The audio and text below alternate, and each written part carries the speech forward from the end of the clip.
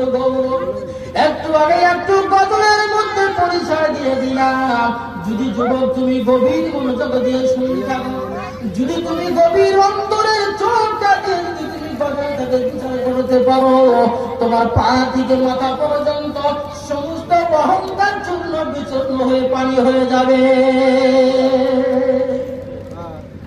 ও যুবক, তুমি জানো না, তুমি যখন খালি নিয়তের মধ্যে তুমি ভেজাল না, নিয়তটা সঠিক রেখে যদি একটি সেজদা আল্লাহর দরবারে তুমি যদি বান্দা দিতে পারো, তোমার একটা সেজদার বিনিময়ে আল্লাহর আরশে আল্লাহ কেঁপে ওঠে।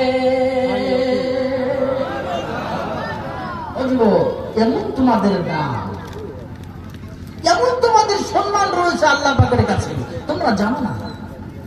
এই সময়টাকে তোমরা কাজে লাগা। আমি একজন যুবক, যুবকদেরকে কলিজা দিয়ে মহব্বত করি, প্রাণটা আগে দিব তোমাদের জন্য। তোমরা যদি ভালো না হও, সমাজে ভালো হবে না। তোমরা যদি ভালো না হও, তোমাদের ছেলে সন্তান ভালো হবে না। তোমরা যদি দিনের কাজে অগ্রসর না হও, তোমরা মরে যাওয়ার পর তোমাদের জানাজা পড়ানোওয়ালা কেউ বাকি থাকবে না। আমার মতো বলানা হতে হবে না, কালী সাহেবের মতো কালী সাহেব হতে হবে না, মুহাদ্দিস হতে হবে না। শুধুমাত্র বন্ধুগণ, আমার পা দুটো ধরে বলছি, এমন একটা নিয়ত আপনি করে নেন, আপনি মরে যাওয়ার পর আমাকে খবর করবেন, মৌলানা সাহেব মা মরে গেছে, জানাজা করে দেন। ও কালী সাহেব, বাবা মরে গেছে, ভাই মরে গেছে, জানাজা করে দেন। কিন্তু আমি হতভাগার কাছে সার্টিফিকেট নাই, অমুক কালী সাহেবের কাছে সার্টিফিকেট নাই, মুহাদ্দিস সাহেবের কাছে কোনো সার্টিফিকেট নাই যে অমুক মৌলানা জানাজা পড়ালে আপনার বাবা জান্নাতি হবে, এমন কোনো গ্যারান্টি কেউ দিতে পারবে না। কিন্তু আমার আপনার মায়ার নবী, পাক জবানে ইরশাদ করে গেছেন, যদি তোমার আপন ছেলে, আপন ভাই, ভাতিজা নিজের মায়ের লাশটাকে সামনে দিয়ে যখন ওই অন্তরের চক্ষু দিয়ে যখন চোখের পানি ছেড়ে দিয়ে কাঁদবে আর বলবে, আল্লাহ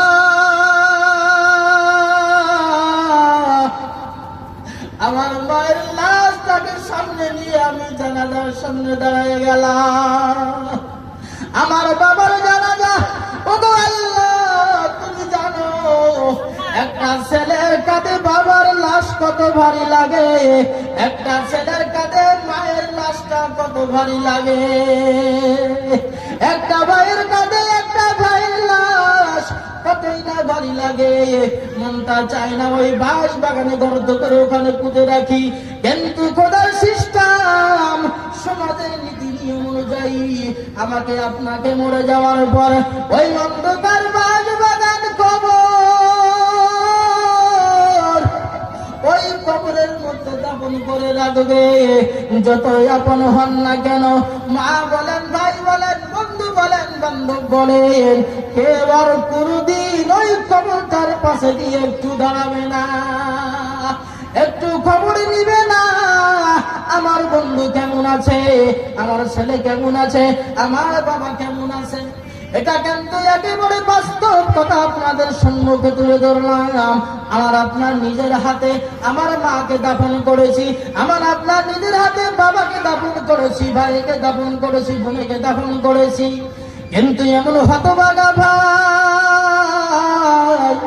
এমন হতভাগা ছেলে আমরা, বাবা কবর থেকে আজকে যার যার মা বাবা দুনিয়ার থেকে বিদায় নিয়ে গেছে। বন্ধুগণ, হাদিস খুলে দেখেন, যদি মিথ্যা বলি উলামায়ে কেরাম সাক্ষী, সঙ্গে সঙ্গে সিগন্যাল দিবে, কলার দলে ফেলবে।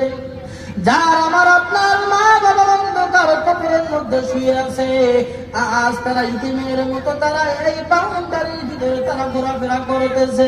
না জানি আমার ছেলে ওই দিনই মজলিসের মধ্যে যাওয়ার পর একটা ফোঁটা চোখের পানি ফেলায়া আমার জন্য কাঁদবে আর বলবে, আল্লাহ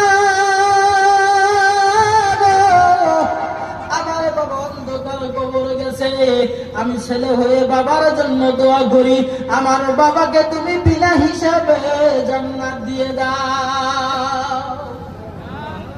যখন আমি আপনি মা বাবার জন্য করে দিতে পারি, আমার আপনার মা বাবার আত্মা সঙ্গে সঙ্গে আল্লাহকে বলবে, আল্লাহ চেয়ে দেখো ওই কোণার মধ্যে আমার ছেলে বসে আছে, চেয়ে দেখো ওই কোণার মধ্যে আমার ভাতিজা বসে আছে, চেয়ে দেখো ওই কানের মধ্যে আমার ভাই ভাতিজা বসে আছে। আমি এত বছর হয় আমি অন্ধকার কবরে শয়িত আছি, আজ আমার ছেলে ভাই ভাতিজা আমার চোখের পানি ফেলায়া আমার জন্য দুইটা হাত তুলে তোমার দরবারে কান্দে। আল্লাহ গো, আমি তোমার কাছে ফরিয়াদ করি গো আল্লাহ, আমার ছেলের চোখের পানি বিনিময়, আমার ছেলের চোখের পানি বিনিময় তুমি আমাকে মাফ করে দাও। আল্লাহ সঙ্গে সঙ্গে খুশি হয়ে যাবে। আপনার চোখের পানির বিনিময়ে আপনার মা বাবা হাজারো যদি পাপী গুনাহগার